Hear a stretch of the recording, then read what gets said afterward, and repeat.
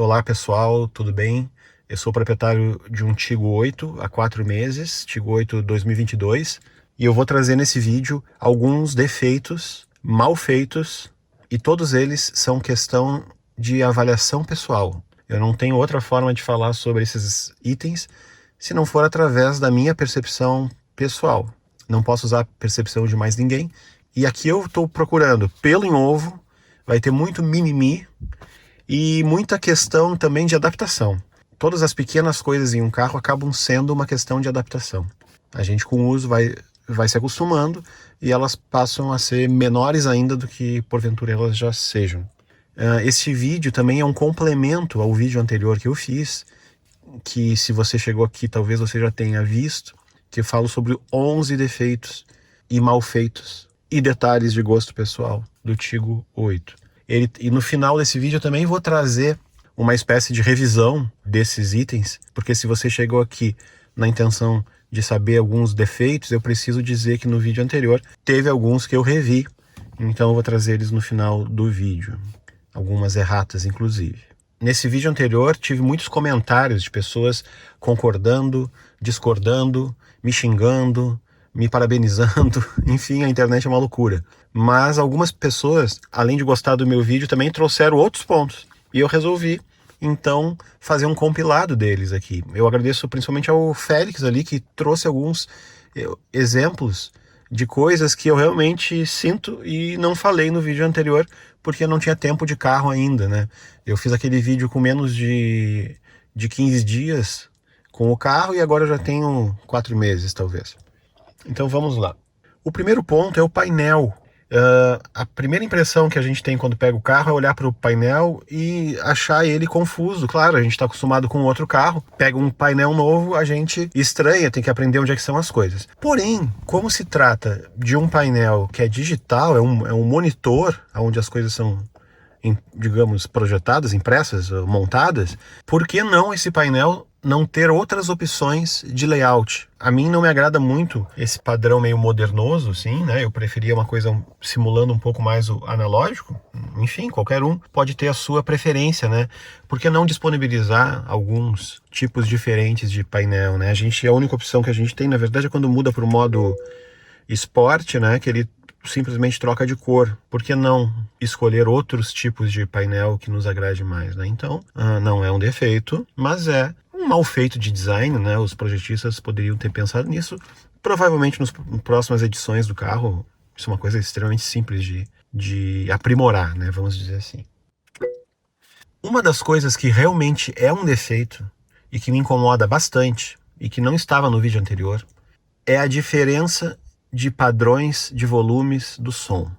Eu vou explicar. A gente tem um padrão para o rádio, a gente tem um padrão para o multimídia, a gente tem um padrão para os sons internos e a gente tem um padrão para o telefone. A do telefone eu não me lembro se é ajustável apenas no sistema do telefone, ou seja, no CarPlay ou no Android Auto, ou se é no próprio carro, eu não me recordo. Mas a diferença de som do rádio para o som do multimídia é sim gerenciada pelo sistema do carro. Quando a gente entra no carro, a primeira coisa que acontece é o som se ligar, né? E aí entra no rádio. Como a gente deixou o carro ouvindo uma música do celular, o volume que a gente estava ouvindo a música do celular é o volume em que o rádio será ligado. Porém, a equivalência de volumes entre rádio e música do celular é muito gritante. Para ouvir o som do celular, eu tenho que colocar no nível 10 para cima. E para ouvir o som do rádio, eu posso ouvir até com o 1, 2, o 3. Então o que acontece? Eu saio do carro com o volume da música do celular em 10, 15 às vezes, ou mais. E quando eu entro no carro e ligo o rádio, o som está num volume astronômico, né? Porque o rádio tem essa relação diferente de volume. Infelizmente não dá para configurar isso no sistema, então isso para mim é um defeito bastante inconveniente. Um outro ponto é a chave inteligente do carro, que não desempenha bem as funções na seguinte circunstância. Quando a gente sai do carro e o carro detecta que a gente está a uma distância X, ele fecha as portas. Quando a gente se aproxima do carro, a partir de uma distância Y, que é diferente da distância de afastamento para fechar, Ele abre as portas, perfeito, funciona perfeitamente. Porém, se a gente sai do carro, vai para trás para o porta-mala, para abrir o porta-mala, fecha o porta-mala, se afasta do carro, para deixar o carro estacionado, né? O carro deveria se fechar. E eu não tenho conseguido que isso aconteça. Eu tenho que apertar o botão da chave, o que não é problema algum. Uma coisa bastante simples de ser feita. Mas eu não descobri ainda como fazer com que, depois de sair do carro e fechar o porta-mala, o carro se feche automaticamente. Então, vou citar aqui como um defeito, né, passível de observação aí, porque pode ser imperícia minha, não conhecimento. Não achei nada no manual que tratasse disso. O outro ponto, que também não é um defeito, mas é uma questão de costume e chama muito atenção quando a gente compra o carro e vai andar com o carro pelas primeiras vezes, é o retrovisor. Ele realmente traz uma imagem bastante profunda, mostra muito mais a parte de dentro do carro do que o que realmente interessa, que é os carros que vêm atrás. Dá uma diferença bastante grande olhar pelo espelho retrovisor ou pelos espelhos laterais. Parece no retrovisor que o carro está mais longe e pelos laterais parece que ele está mais perto. Então eu tenho uma dificuldade de saber exatamente a distância do carro, mas a gente vai se acostumando e está tudo certo. Mas não é o tipo de espelho que eu gosto. Sei que outros carros têm espelhos assim, sei que tem gente que até troca o espelho do carro para pôr espelho assim. Não sei exatamente o motivo, mas enfim, cada um tem sua preferência. A mim, eu preferiria que o vidro de trás do carro tivesse mais ou menos preenchendo todo o espaço do espelho. E o quinto detalhe, que eu não acho ruim, mas eu vi que pessoas falam, então eu vou dizer porque depende do tamanho da pessoa, da altura da pessoa. Eu tenho 1,80 m e para mim o espaço para as pernas tá excelente, tá perfeito, eu não me sinto apertado. Mas eu já vi gente reclamando que acha que o espaço para pernas é pequeno. Imagino, são pessoas com estatura maior que a minha.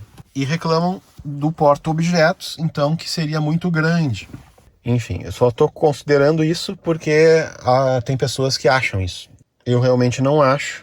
Para mim tá excelente.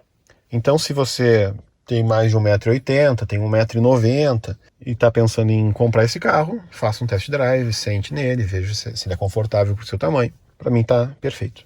Então, depois desses 5 itens, eu gostaria de fazer uma revisada do vídeo anterior, aonde depois de algum tempo de uso do carro eu descobri que eu posso ter me expressado mal ou cometido alguns erros lá em alguns itens. Eu vou começar pelo som.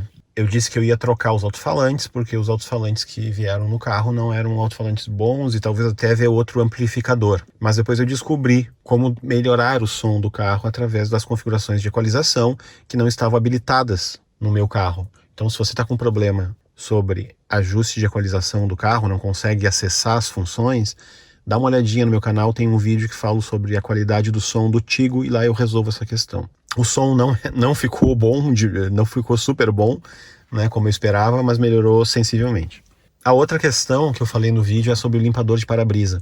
Eu peguei o carro na concessionária, estava chovendo, limpador de para-brisa automático não estava na velocidade que eu gostava, eu verifiquei os ajustes estavam corretos, estava na sensibilidade certa, né, de acordo com o manual, mas mesmo assim ele limpava muito mais rápido do que eu precisava. Depois eu descobri que eu acho que o problema era algum tipo de produto que foi passado no vidro do meu carro para me entregar o carro, tipo um silicone ou algo assim, que estava diminuindo ou estava causando uma imperfeição de leitura da quantidade de água que caía no vidro. Então a situação, na medida que eu fui usando o carro e aquele produto foi saindo do vidro, nas próximas chuvas eu percebi que funciona perfeitamente. Então não tenho nada que reclamar do sistema de limpeza de vidro do carro. Inclusive, às vezes ele começa a funcionar antes de eu perceber que está chovendo e quando ele me alerta, começou a chover. E ele liga e depois fica na velocidade normal, a contento de acordo com o volume de chuva que está caindo. Outro ponto de minha reclamação no vídeo anterior foi o carregamento USB. Numa viagem que eu fiz, eu conectei no celular e ele não carregava. Meu celular ficou parado nos 80% e não evoluía mais. só que esse problema não aconteceu de novo. Então, meu palpite é que o meu celular ele tem um sistema de carregamento inteligente, em que ele verifica os meus hábitos de uso e ele carrega só aquilo que é necessário. Então eu imagino que o que aconteceu foi isso. O meu celular não carregou mais porque ele não estava achando que seria necessário ser carregado mais naquele horário do dia que eu estava dirigindo e carregando através do cabo. O carregador USB se mostrou bastante eficiente depois disso, carregando 100% que eu precisava quando eu precisei, enfim. Então estou fazendo essa errata aqui. Ao contrário do carregador de indução, que continua uma bela porcaria.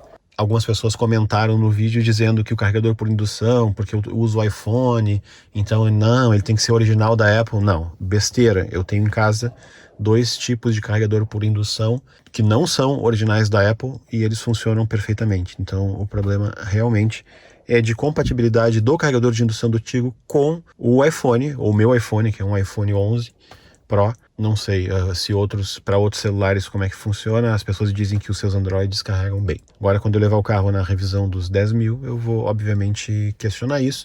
Não vou levar antes porque eu uso o cabo, eu escuto muita música no carro, não escuto por Bluetooth, que eu não gosto de deixar ligado o Bluetooth, prefiro o cabo, que já vai carregando, já vou ouvindo música, então não é uma coisa que me faz falta. Nunca tive isso em outros carros, não sei se terei no futuro o carregador por indução.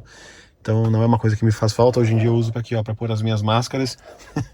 Inclusive, é bom ter as máscaras ali, porque como o meu celular fica no cabo, eu não quero também que ele fique carregando por indução ao mesmo tempo. Não sei se é saudável para o celular, então é bom ter algumas coisinhas aqui para bloquear a tentativa de carregamento. Porque ele faz a conexão, né? Ele diz que está carregando, só que na verdade não evolui o carregamento. Vai muito lentamente. Eu tenho que deixar ele 1 hora para ele aumentar 1%, 2%. E o último ponto que eu quero fazer uma referência, talvez seja o ponto mais polêmico do meu outro vídeo, que eu falei sobre as projeções que os espelhos laterais fazem no chão, uma projeção de luz que os espelhos fazem à noite. Aliás, fazem todo o tempo, mas a gente só enxerga à noite, que é para evitar que tu caia num buraco, pise numa lama, numa coisa assim, num lugar escuro. Eu acho isso sensacional, porém ele projeta a marca do carro. E eu falei no vídeo que eu achava constrangedor estar projetando a marca Tigo. Mas na verdade o meu ponto não foi sobre a marca Tigo. Meu ponto foi sobre qualquer marca. Obviamente ele projeta a marca Tigo porque eu estou num Tigo. Se eu tivesse vergonha da marca Tigo, eu não comprava o carro. O que eu não gosto é de projetar marcas, né? É de estampar marcas em camisetas, é de andar com marcas, né? Eu não gosto desse tipo de ostentação, vamos chamar assim, né? Se a marca que estivesse sendo projetada fosse BMW, fosse Ferrari, fosse Audi, seja qual for a marca, Volvo, também teria o mesmo tipo de constrangimento. Só para deixar claro, porque eu realmente me expressei mal, porque eu sempre citei a marca Tigo e ficou parecendo que meu problema era com a marca Tigo. Imagina, eu andando de Tigo com problema com a marca Tigo. Eu acho que tem que ter um problema mental, né? Então é isso. Comente aí, me xingue, dê a sua opinião. O importante é comentar, que aumenta o engajamento do vídeo e o vídeo chega a mais pessoas. Abração, até o próximo.